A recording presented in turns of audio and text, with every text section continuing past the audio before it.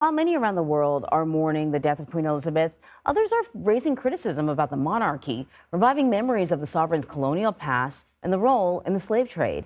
When Queen Elizabeth started her reign in 1952, she was head of state in 32 countries. That figure now stands at 15.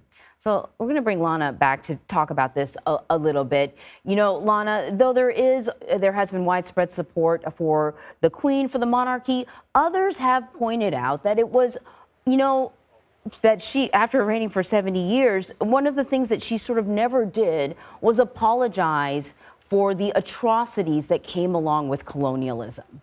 And there have been some who have been very critical, in fact, about the role that the monarchy has played over, many, many years. You know, Anne Marie, I asked many people here that very question. And it's interesting how, at least among the people that I spoke with, there was a division between Queen Elizabeth herself and the history of the British Empire.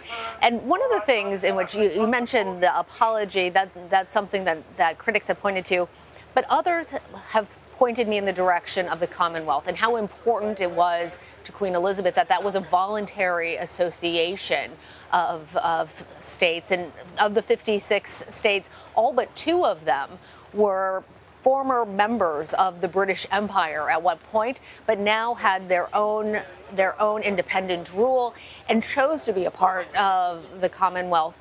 And it may be something that doesn't really work in our American understanding of things, but former Prime Minister David Cameron sort of addressed that. I want to play his sound. Ultimately, it's their decision. But I think people can see, and they see this week, that having a constitutional monarchy where your head of state is above politics and a symbol of unity and a symbol of service and duty, and your politicians can fight out the issues underneath that, it's a good system. It served us well, and it served others well too. And you can also see, obviously, the popularity of the Queen herself in these live pictures. 1 in 5 folks here had thought prior to this, in a public opinion poll, that abolishing the monarchy could potentially be something that's good for the future of the nation. But when it came to the Queen herself, her popularity is unlike any other political leader really anywhere else in the world. Strong popularity ratings, 81% as of May of this last year, people who felt that kinship towards her. And to the point that Cameron was making, saw her as a leader who was above the political fray. I just want to point out to people that we are looking at live pictures of King Charles greeting people in Belfast, Northern Ireland, and you can just see sort of the sea of flowers that has amassed there.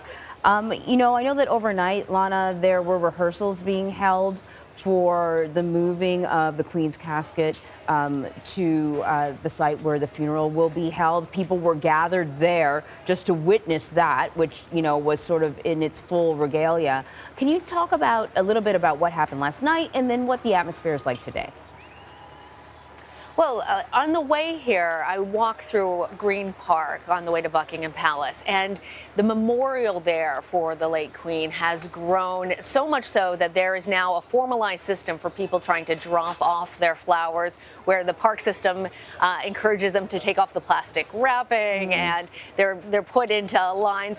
It's so organized, it's so very British, but it's also a reflection of just how this hasn't abated over these last several days. There was sort of that swell initially of people here outside of Buckingham Palace, and then everybody sort of got queued up, but they just continue coming in droves. And what we're also seeing is people lining up in advance to witness the Queen's coffin when she does arrive in Westminster Abbey.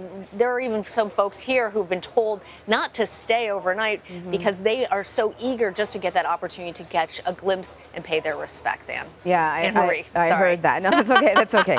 Only my friends can call me Anne, Lana. I appreciate it. What? I'm not your friend. You are my friend. That's why I'm saying it's okay. That sounds like for you, it's okay, gotcha. but not for other people. I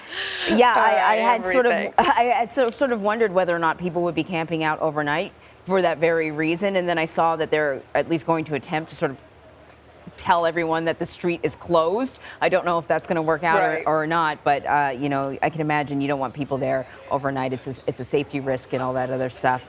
Lana, thank you very much. Thanks.